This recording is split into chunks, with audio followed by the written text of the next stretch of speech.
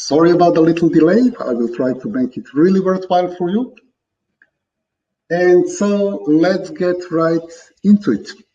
But before we start, I would first like to answer two questions that I received this moment.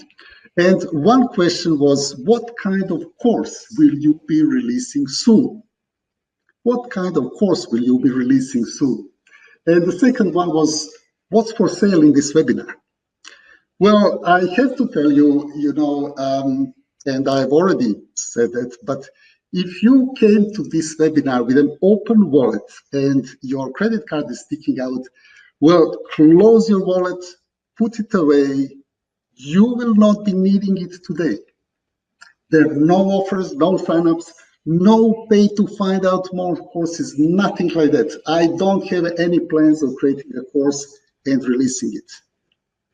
Instead, over the years, I've had multiple businesses, and I'm going to share with you the 10 things that made it possible for me, not just to run them successfully, but to truly have the business of my dreams and the lifestyle that goes with it. And while I will talk about my own experiences, this webinar is really about you, about your business, and about the decisions that you will be making tomorrow. So let's get started. When you go into business, or if you're already in business, lots of it is really common sense, lots of it. For instance, there are always 3 markets that are going to do better than the others, 3 areas, and the 3 are health, wealth, and relationships. By definitions, those 3 areas are highly motivated markets. If people start losing their health, they want to get it back. If they're in trouble when it comes to money, or they have money, but they need more for their lifestyle, they are a highly motivated market. If they're lonely, they're not in a relationship, they will be highly motivated to enter into a relationship. These are 3 areas that are very, very important to our lives. And therefore, health, wealth, and relationships, in my view, are always going to be the biggest, the most important markets. Gaming and entertainment, now that is also quite a big market, quite a big area. People don't like to be bored. We all like good entertainment, and it will always be popular. So it's a good idea to go into a highly motivated market. You need a growing market, the market that hopefully has low competition, but make sure that market does have some competition. Otherwise, you have to ask yourself, is there really a market there? Is it worth going into it? Keep in mind that we are going to spend lots and lots of time working.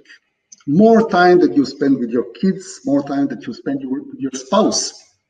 Lots of hours will be put into it. So if this is something that you're interested in, it will help you.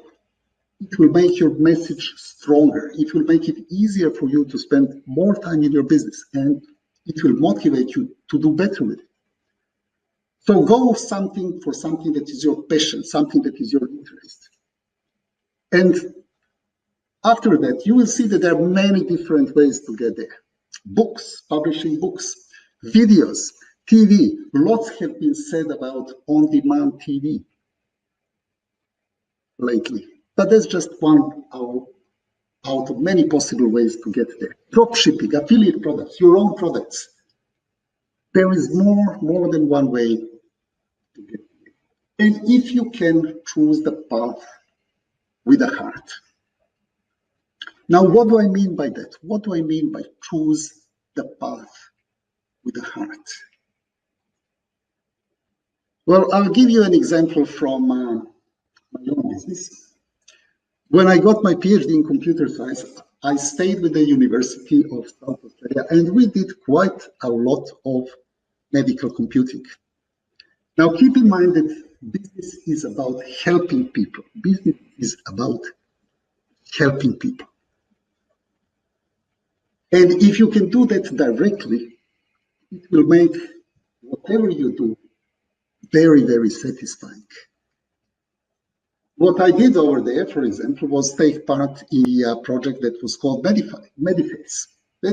I designed the software, the anticipative interface for medical professionals, for general practitioners, that was based on 5.5 million clinical records.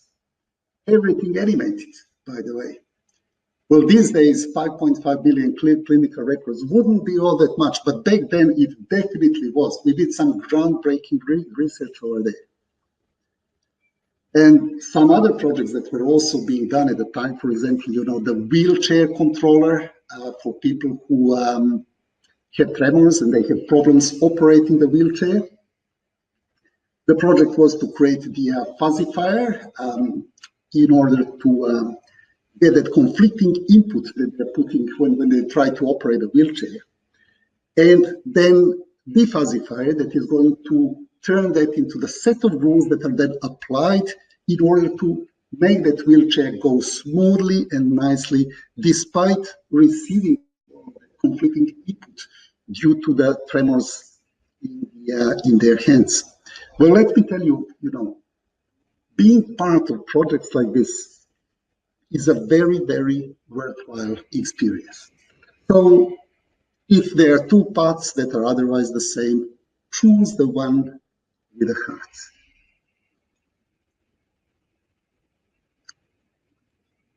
But what will happen is that very, very quickly, you're going to realize that every single decision that you make will be challenged.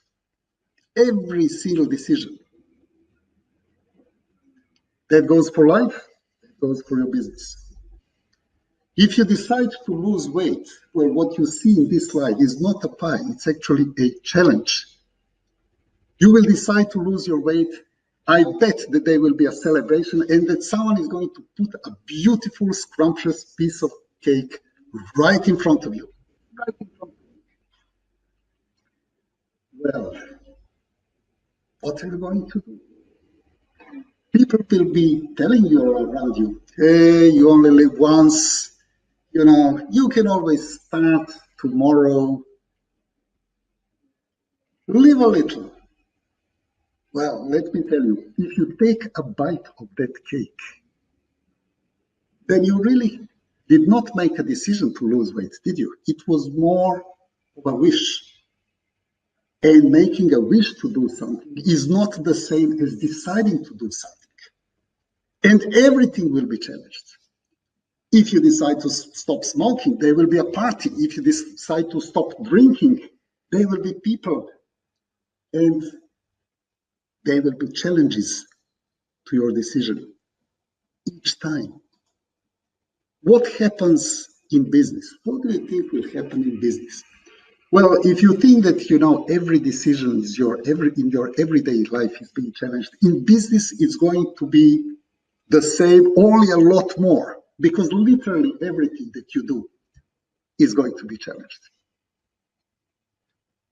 You want to go into business, there will be people around you telling you, don't do it, the market is not right, the conditions are tough. If you want to enter into a strategic partnership, there will be people telling you, don't do it. If you want to exit out of a partnership, people will be telling you, don't do it. You want to enter a new market, the same thing. There will be decisions to make. When you make those decisions, they will be challenged. So what can help you in that regard? What helped me quite a bit, and what might help you too, is to make lots of your decisions in advance. Make lots of your decisions in advance. You don't have to wait for the situation in order to make a decision. You can do it very much in advance.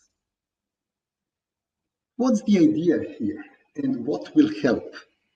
Well, the idea is to hugely reduce the number of decisions that you have to make on a daily basis.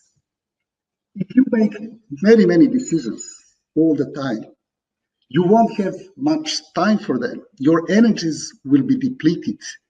It will be hard not to make mistakes. You will be exhausted. Instead, if there are only few decisions that you have to make, you will be able to give them more time, you will be able to evaluate them more properly, and you will be able to make better quality decisions when it comes to evaluating everything around you, the opportunities, the challenges. And in order to do that, you can start by tidying up and organizing your room, your home, your office. Get some clarity and simplicity in your life.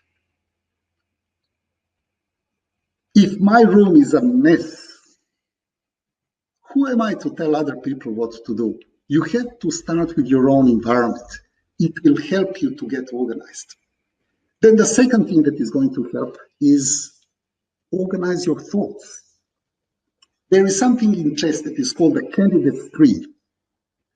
And that can be applied to pretty much anything. And it goes like this, you know. You identify the options, option 1, 2, 3, 4.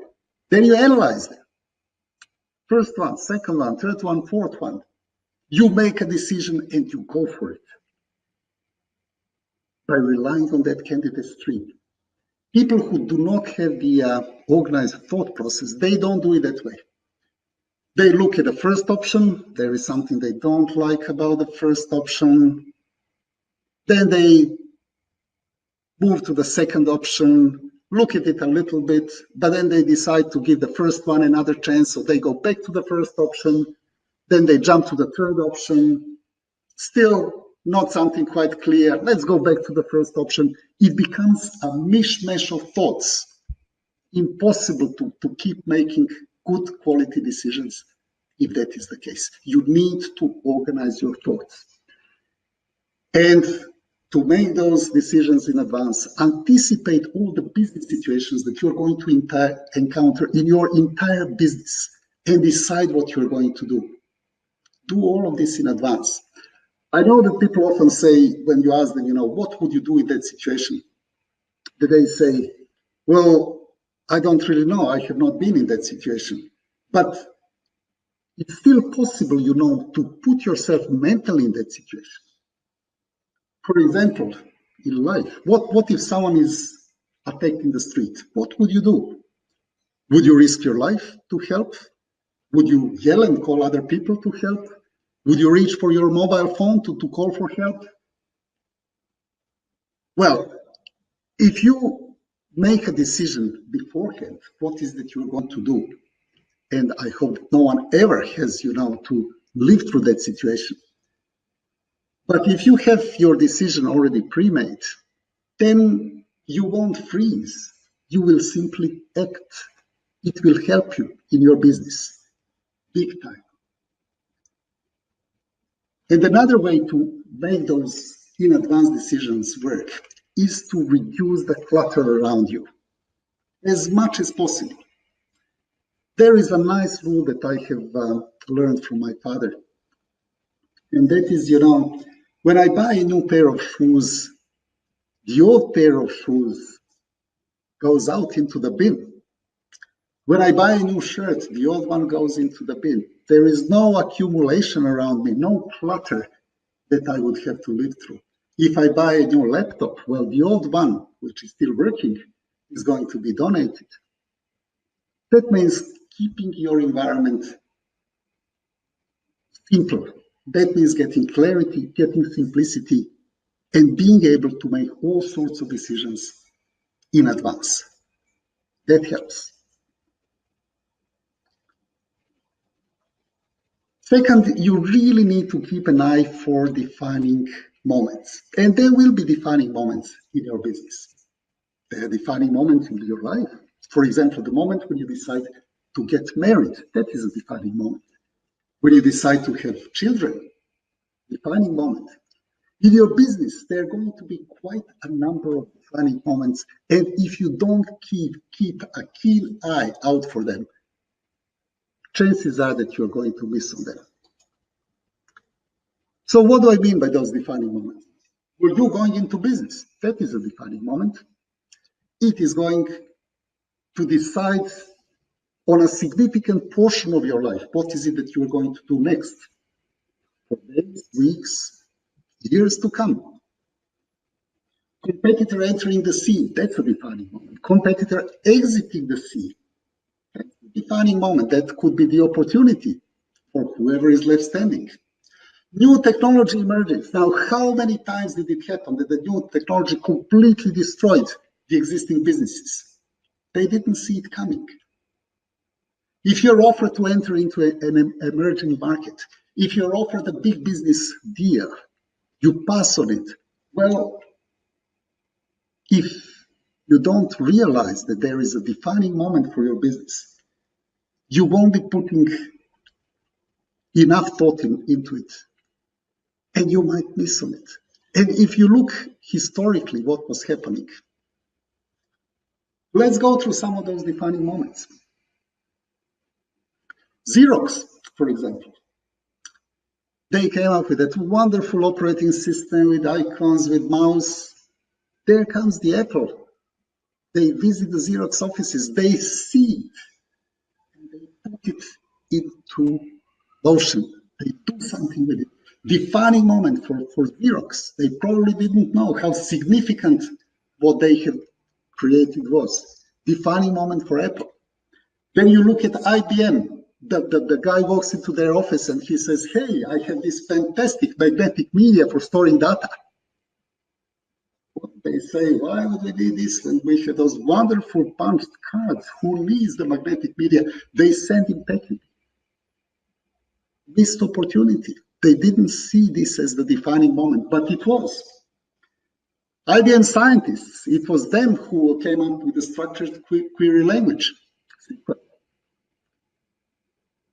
They gave it away for free, essentially. Oracle jumps in, they see the significance of this. They built an entire huge company on databases, on database management. Was structured query language significant? Well, everybody uses that today. IBM did not see that in time. When the IBM CEO was alerted to the opportunity of starting to create personal computers, he laughed it off. He said, well, there might be a market in the world for 5 of those worldwide. Well, he was wrong. It's not 5. It's everybody has the business. Defining moment that was missed. Blockbuster and Netflix. We know that story. Blockbuster had a giant chance to buy Netflix. They went under. Apple went into trouble.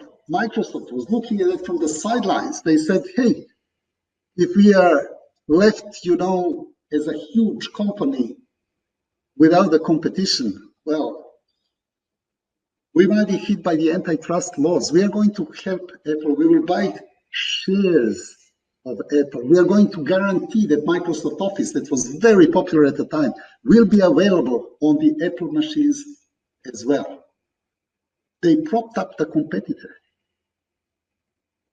Apple took off, and the moment came when it comes to market capitalization, it was bigger than Microsoft. Few defining moments right there. IBM, when they decided to go into the PC market, and they said, well, we are a big company, it will take us a very long time. So to cut on time, we are going to outsource the manufacturing of some of the parts. We are going to outsource the operating system. Defining moment right there. They approached digital, which was pretty much run by the husband and the wife pair at the time. Husband was not there, the lawyer was not there. IBM guys, they came with reams of non-disclosure agreements. And no one wanted to sign those agreements without the lawyer. So guess who they called next? They called Bill Gates, they called Microsoft. That's how MS-DOS got to be built into those early personal computers. But they did not insist on the non-disclosure agreement. Sorry, they did not insist on making it an exclusive deal. And Microsoft was then able to license their technology to the compatibilities and make an entire fortune out of that. When it comes to my own business, here is one defining moment, for example. C# programming language is announced, and it looks fantastic. Now, up until that moment, I did all of my programming in C++, and all of a sudden, here is that new language that is so full of new features, everything that I ever wanted to have as a C++ programmer. So what did I do? I saw that as a defining moment. And I jumped in, and it was my company who created Entecano C# editor, which was the first visual environment, first integrated environment in the world for programming with C# programming language. People did not have to go for the command line because Microsoft initially released just the command line utilities. They could use my C# editor to do that. And they did. You know, this is the piece of software that put my 2 kids through private school. What happened next? Well, another defining moment, Sharp Develop came into the scene, completely free. I lost the low end of the market. Then Microsoft released Visual Studio that was working with C#. I lost the high end of the market. Then the Visual Studio Express edition came into being, completely free. Guess what? I lost the mid section of the market, and it was all gone. But it had a very, very good run. So keep an eye for those defining moments. Now, this texting is, in my view, quite important, because when you go into business, soon you will be getting customers. Who is going to be your best customer? What I can tell you is that you should spare no effort to make your first customer, or first customers, your very best customers. Now, these are the people who will be there with you year after year. People who are coming last, people who are coming when you are in business, when you have been in business for 10 years. Well, some of them might give you more money initially, but you know, they're not your best customers. The best customers are the ones who have been with you for years, that are buying every product that you come up with, that know you, that trust you, that you have developed the relationship with. Not the last customers, because the last customer is yet to get to know you, yet to put the trust in you. That relationship has not been formed yet. So my advice there is make sure that your first customer becomes your best customer. They will defend your business. They will talk about your business to the others, and they will do business with you over and over and over again if you do it right.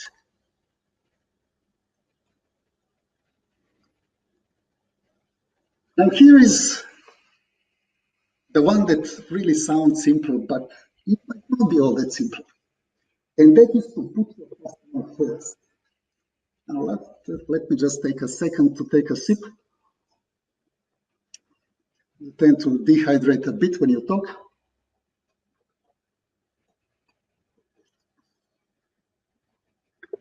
What do I mean by putting the customer first? Well, that means that your decisions that you're making, your entire business, needs to be set in such a way to help that customer, and to help that customer first, even if that means that you lose some of the business. For example, if you are an affiliate for a certain product, let's say that there is another product that you're not an affiliate for, but that second product is much better than the first one. Well, of course, there should be no question about it, that you should recommend what is the best for the customer, what really meets their needs. not the product that is going to put more money into your pocket. And by the way, often there will be, more than one interest at play there, financial interest being just one of them. If you help people to the best of your ability, if you put them first, they will know it, they will feel it, and they will respect you for it. There is a theory that, when you are putting your marketing message, that you should get people to micro-commit. Now, micro-commitments, that's when they make those little commitments, when they answer with yes or no, or have very, very simple answers. The theory is that if they make lots of micro-commitments, it will be easier to sell them in the end. I know that lots of people do it. Personally, I don't, because I find it disrespectful towards the customer. And if I put the customer first and have their needs first, then it means that I cannot possibly use a strategy like this. If a guy comes to my house and he says, well, I've done that safety inspection of your house, and you are concerned about the safety of your family, aren't you? That's the invitation into a micro-commitment. I'm not going to say, hey, I couldn't care less about, the safety of my family. Of course that I'm concerned. Of course that I want, my family to be safe. But having, 20 or so micro commitments like that, answered with yes or no, or with very, very simple answers that are not real decisions, to me, that is disrespecting the person that you are talking to. And for that reason, I would not do something like this. The same goes for it's not your fault business. Often, the marketers will tell you, hey, it's not your fault. It's those other guys who lied to you and made you do this and made you do that. Well, in the end, I don't really think it matters whose fault it is. But for your own sake, it might even be better to make it your own fault. Because if you buy into the philosophy that nothing is ever your fault, then you're the leaf in the wind. You have no control whatsoever. You go where the wind blows. Nothing you can do about that. To me, it doesn't sound like a very good proposition, because I would like to take that control. And yes, there are forces that are beyond me, but there are certainly things that I can control, starting with my own environment. And so it's not your fault. The philosophy does not work for me, does not work for me, because it really means that, at the end of the day, you want to make the decisions that work for you, that propel your business. You don't want to be at the mercy of all the forces around you with no power to do anything about it. I'll tell you one more example from my own business. Last year, my little daughter was 1 year old, and I was 56. And I was starting to feel that I no longer had the energy or the time to serve my customers well. All of those clients who had been with me for years. And let's face it, c-point.com, the website that I founded, it's older than Google. I have had it for nearly 20 years. Lots of customers there, lots of products, lots of subscriptions. I was thinking, what do I do with it? Well, I offered it to my son, Daniel. But at the time, he was busy with other projects. He didn't want to do it. Then I was considering, should I sell it? But if I were to sell it, then what if, the buyer just wants the intellectual property of the software, and people who put so many trust in me over the years, where is the support that they would get? So in the end, I essentially, well, I can't really give it away because there was a consideration. It was under $600, but I essentially, for that amount, gave up 90% of my company, kept 10% for me. But in a deal, it would work best for everyone. You know, two conditions: that people who were my customers, that they get good service, and yeah, that I continue to get 10% of the money for the work that I put in the past, without being obliged to go on working. And I think that that illustrates the kind of situation that I like to create. Good for everyone. Good for the customers because they get continuity, and the support. Good for the new owners because they get, the good website, they get some income in order to be able to organize that support. Good for me, I don't have to work anymore. I get still some income out of it. Well, that was last year. And my current situation is I no longer have any products, no 10% either, and I'm well on my way of reaching and realizing my new aim, which is only working 2 to 3 days per week for 2 to 3 hours a day, with the rest of my time going to my friends and family, going to my 2-year-old daughter, whom I am raising on my own. Well, that's what I have time for. That's what I have energy for. But at the same time, making sure that you put the customer first when you're entering the business, when you're doing the business, and when you're exiting the business. Next.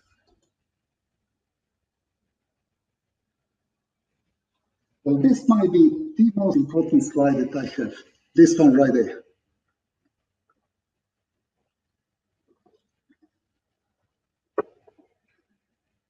So I'll come back to this.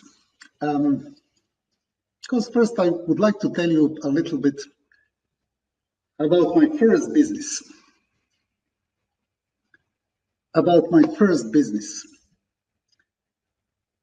I just played my very first big event, the city championship of the city of Niš where I lived, and I won it.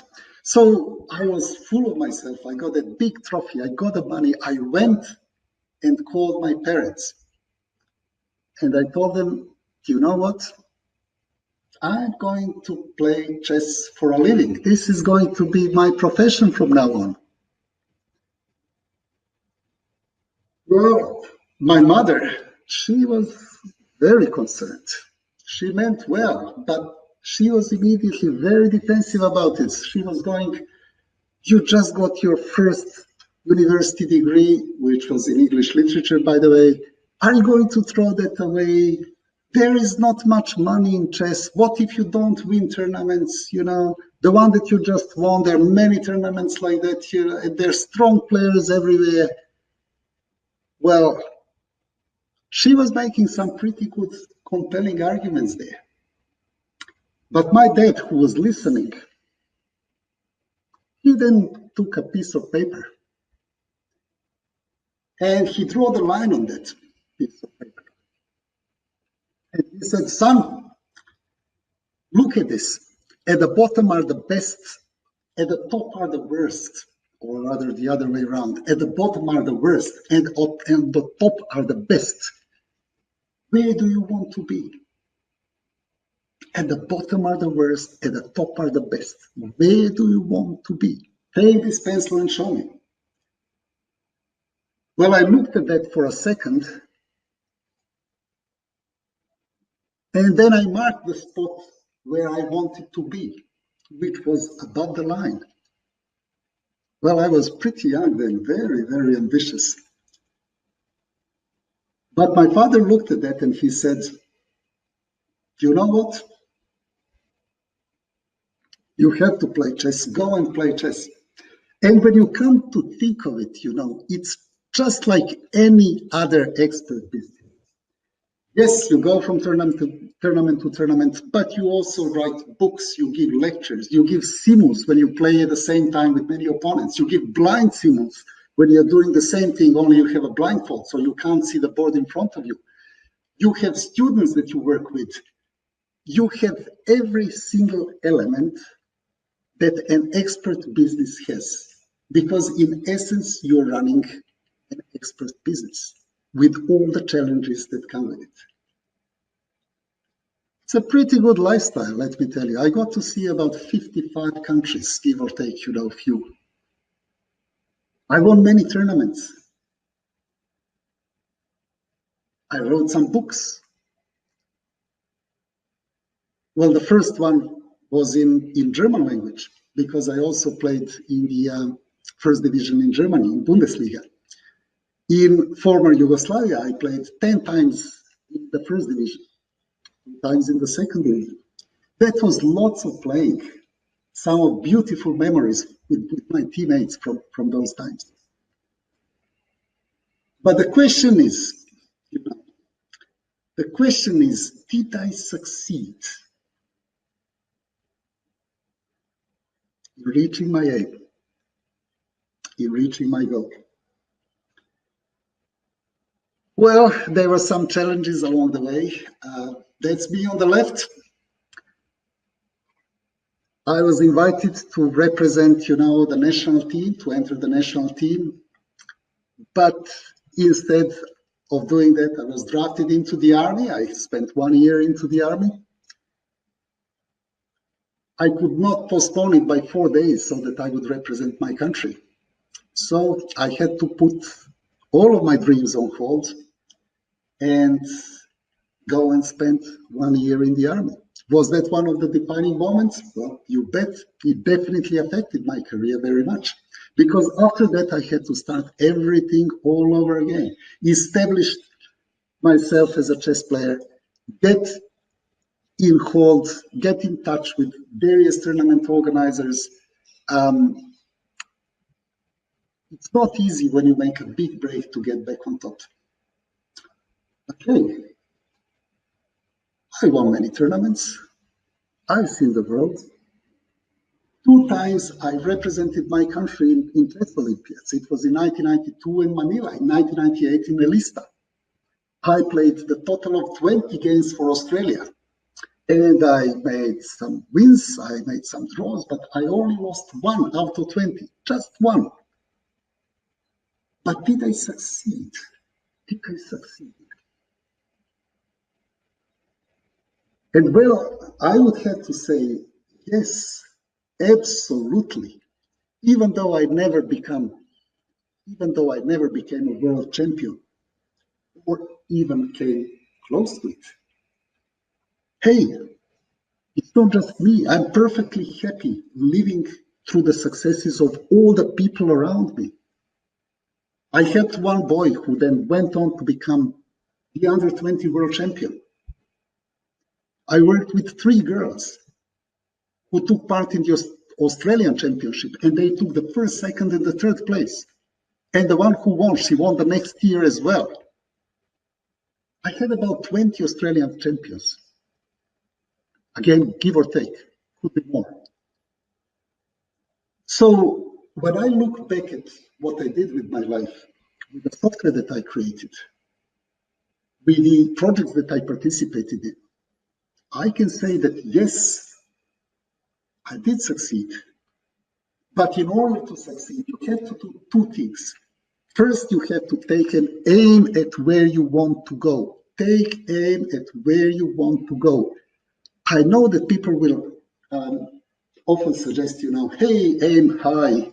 And even if you don't succeed, you will still be better off, Well, okay, it might not be a bad piece of advice. It doesn't work for me, though, because it says aim high, but you're not really going to succeed. So you might as well look for the consolation prize immediately. I don't think there is anything wrong with setting your aim low or in the middle. You may wish to run a micro business, a medium business, a huge business. but take an aim at where you want to go, and then do the steps in order to get there. Success, that's something that you are going to have to define for yourself. So that's my advice number 6. Define the success. And that's not enough. You immediately have to define what is it you are going to give in order to get there. What is it you are going to give to get there?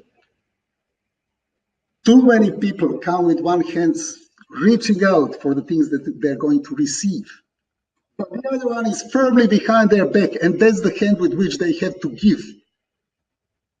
You need to be able to decide what is it that you are going to give to get there. And when it comes to success, you need to calculate very carefully things that are going on in your business. You need to be making enough profits. If your costs are too high, and if there is a cash flow problem, it might affect your business very badly. So define success in terms of, I'm going to put this much time into it, this much money into it. This is how I expect to get out of it. If I'm close to this, well, then it might be worth, looking at the ways of making it better. If I'm way below, that means that the current course of action is not all that good. It needs to be changed. Define success. Define what you are prepared to give.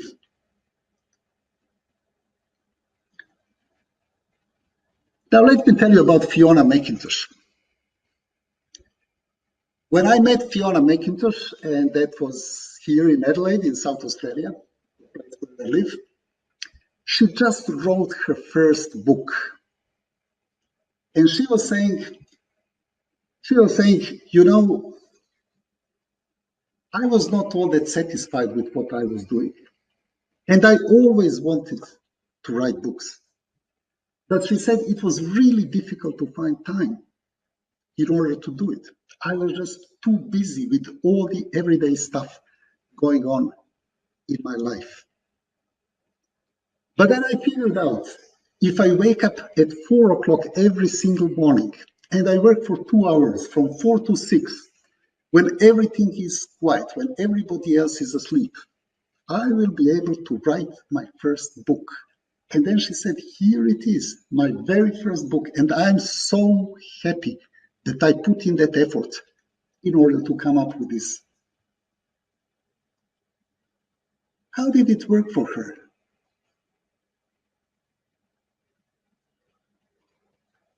Well, this is how it worked for her. She is now a renowned author. She no longer does other things, she no longer has to make compromises in order to pay the bills. She can do what she loves doing, what she's really good at, and that is write books. It really, truly worked well for her.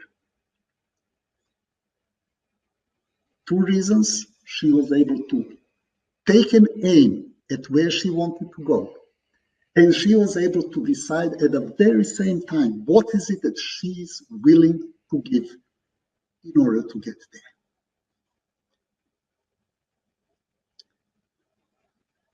Now, success comes in many forms, and you have to define it for yourself, which means that it's not going to be something that is exactly the same for you and for other people. Sometimes you might be tempted to cut corners to get there. And in that regard, I really think that you should treat everything that is murky, foggy, and borderline as if it were outright illegal, and simply stay away from that. Simply stay away from that. When people are running for office, for example, well, you have heard that one, sometimes they will say, no one ever made changes without getting into office first, which is right. And then they take it off, and that means I will do whatever it takes, Why? Because I see the corruption. I see corporate greed. I see problems. I'm going to fix it. And in order to get into the office, well, okay, I'm going to do something that is not exactly legal, but it will help me get into the office. And I will make, a tiny little deal with the devil. It's a little borderline, but I'll get into the office. And then I'm going to fight all of that crime and all of that corruption. Well, guess what? When you are borderline, when you're doing things that are foggy, it's so easy to cross the line. And then it's kind of hard to fight corruption if you become a part of it. So in other words, if you're in murky waters, you can't see around you. And there might be instances that even works, which is probably the worst that can happen, because then you are inclined, to do it again. But if you can't see around, if there are murky waters, well, there are big fishes over there as well who might swallow you whole. Once you lose your integrity, it doesn't come back. So treat murky, foggy, and borderline as if they were outright illegal, and you will never have problems in your business if you set it up that way. When you have your products and services, you have to differentiate. You simply have to. If you don't differentiate, why would people do business with you when there's so many other people that they can do business with? So how are you going to differentiate? Well, I'm going to give you an example from a client of mine who was running a business in the car air conditioning industry. And he would very, very often have people who would make a phone call. So they would call him and they would say, hey, I just want to regas. I just want, the air conditioning regassed in my car. How much would it cost? His strategy, because he knew that he was not the cheapest in the game, would always be to just simply tell him the price and the conversation. Don't waste any time on that. Well, all I have to say there is that, he was missing the opportunity time over there. First of all, customers are coming to him, taking up the phone, calling him, asking him questions. He has the business that can help them. And yet, he is not making really any use of it. So a very, very simple way to differentiate yourself from the others is to really listen at what the customer really wants. Okay, the customer wants to regas, but why is that? It might be that there is a leak somewhere, so that, instead of keeping that gas for a very long time, the customer needs to regas every now and then. So how about, when you pick up that phone saying, we are going to regas your car, and we are going to also do a free 12-point inspection of the entire system. And if there are any problems, we will let you know. And if there are no problems, we are going to guarantee for the next 12 months, or 24 months, or 36 months, that we regas for free. Because you will know that there are no problems with your system. And how about this? I'm also going to give you the free booklet that you can take with you that is going to tell you what to do in order to save on your petrol costs, what to do to save on your next car repair. Well, how about that? Well, in this case, you have identified the need of the customer. You have identified, the ways to meet that need and to go beyond that, to create another concentric circle around that initial need that is a little bit wider, but which makes your offer so much more complete than anybody else. Because let's face it, if everything else is equal, the only thing that remains is the price. The only thing that remains is the price. And you don't want to be in that situation because you don't want to be the cheapest in the game. If you're the cheapest in the game, you won't have the money to do the research. You won't have enough money to do the support. You will have to cut corners there. It's better to be a value-added vendor, to give the customers what they really need and want and beyond, and to charge for that and to give them the true service that they can appreciate.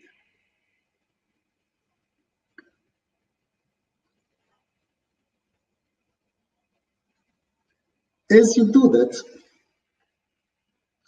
make sure to always get your facts and to place your trust into the right people. Any decisions you make, get the facts right. Keep in mind that we always deal with incomplete information. Always. It's really hard to know the entire truth. But luckily, because it's very time consuming and outright impossible, well, we can make very, very good decisions that are based just on a relatively small number of facts. But then when you place your trust into the right people, that makes everything so much easier. So much easier. Think about it. In the vast majority of cases, you're around the age of 30, you can look at 5 of your closest friends, 5 of them.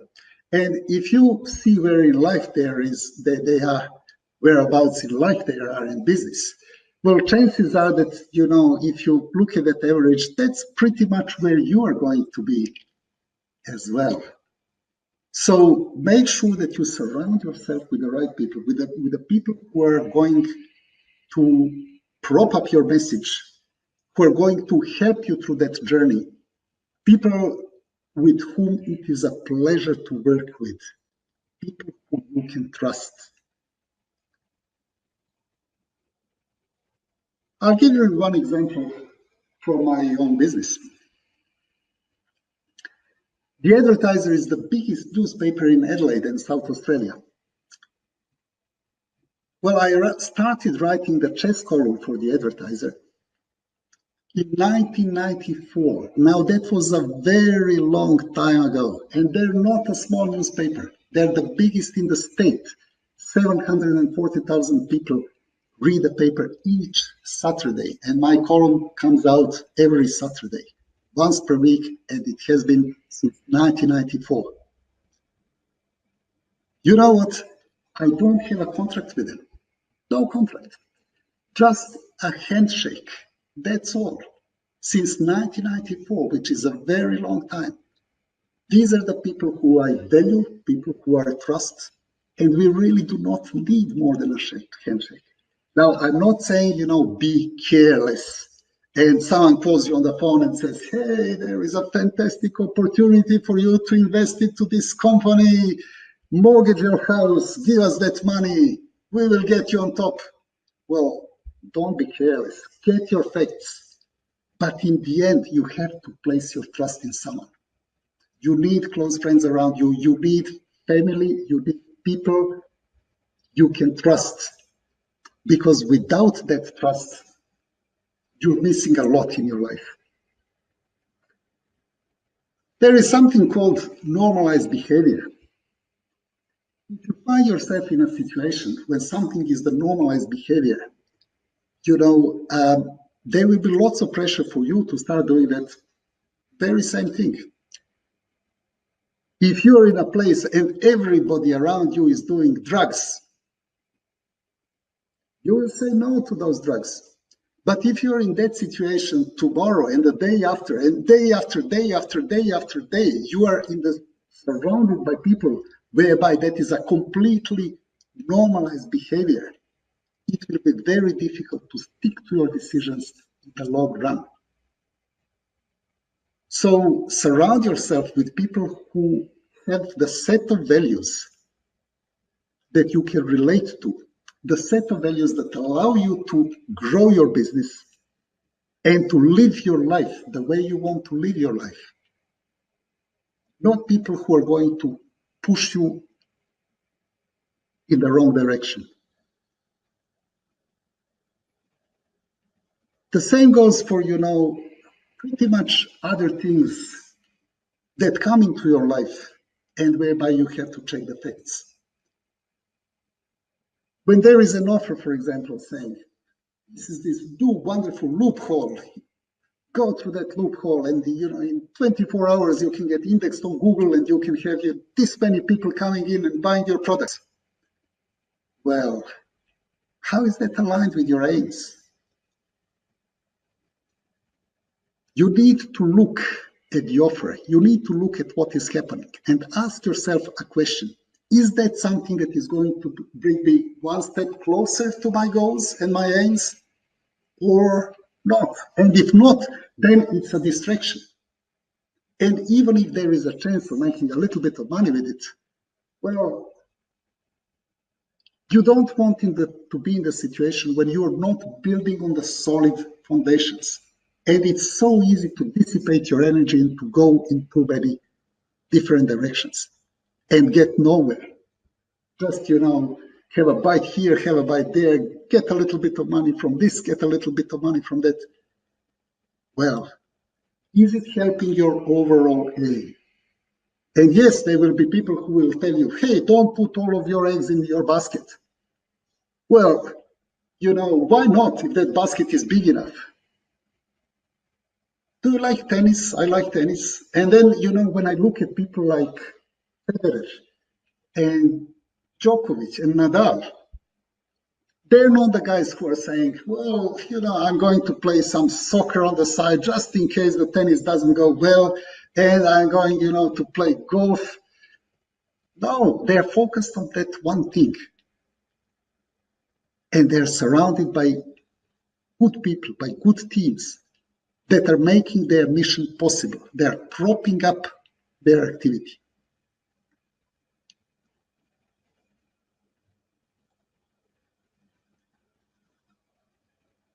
Now, here is my final piece of advice.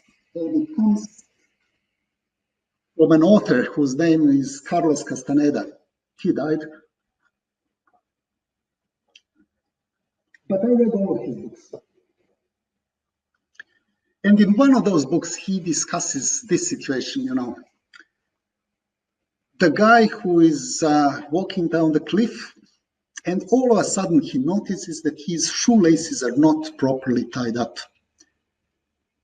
So he crouches down to tie up his shoelaces. And at that very moment, that very second, the huge boulder comes from above and misses him only by the inches because he went down to do his shoelaces. But then there could be another situation that he get crushed for that very same reason because he stopped to do his shoelaces. So Carlos goes out of his way to analyze what is it we can do to influence our destiny, to have some sort of control over there. And he comes up with a conclusion that there is only one thing that you can do, just one thing that you can do. And that is you can tie up your shoelaces well in the first place. Which means do the part that is up to you. Put your effort into doing the part that you have control over, because there will always be forces and things that are beyond your control, that are going to affect you. But hey, at the same time, there will be so many things that you have very direct control of. Your decisions, your environment, people who you work with, technologies that you use. So do your bit. If I sit down and I prepare myself for the game the best I can, and I study my opponent, and I look at my chess openings, and I go over there, and I have done everything in my power, and I still lose, well, I can sleep soundly at night. I've done my part. I've done all I could. And then I can treat that as a learning experience and make sure that I'm a little bit better next time. Because let's face it, you will be making mistakes in business. That's inevitable. Every experiment, there is a possibility of failing, but that's why it's an experiment. It might succeed, it might not succeed. You learn something from it. Do what is up to you. Do your bit. And don't worry about the rest. But tie up your shoelaces. And at the end, I'd like to tell you, don't forget who you are doing it for. Make time for your friends and family. And your friends are your family. They're your chosen family. I wanted to put all of my friends into this picture too, but it would not fit on screen. So in the end, I put a picture of my son, Dan, of my daughter, Diana, my daughter, Sia, and myself. Make sure that you have time for them, because two biggest gifts that you can give is the gift of life and the gift of time. If you outsource the raising of your kids to someone else, that gift of time will be largely gone.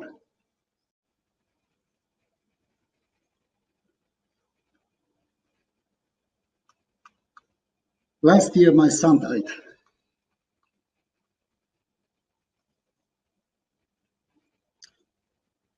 So this is my family today. My daughter Diana, my daughter Sia. And this was my business story and a little bit of my life story as well. And I hope you liked it. I really hope it is going to help you in your business, maybe a little bit in your life too. I really do. Thank you for coming. Thank you for watching.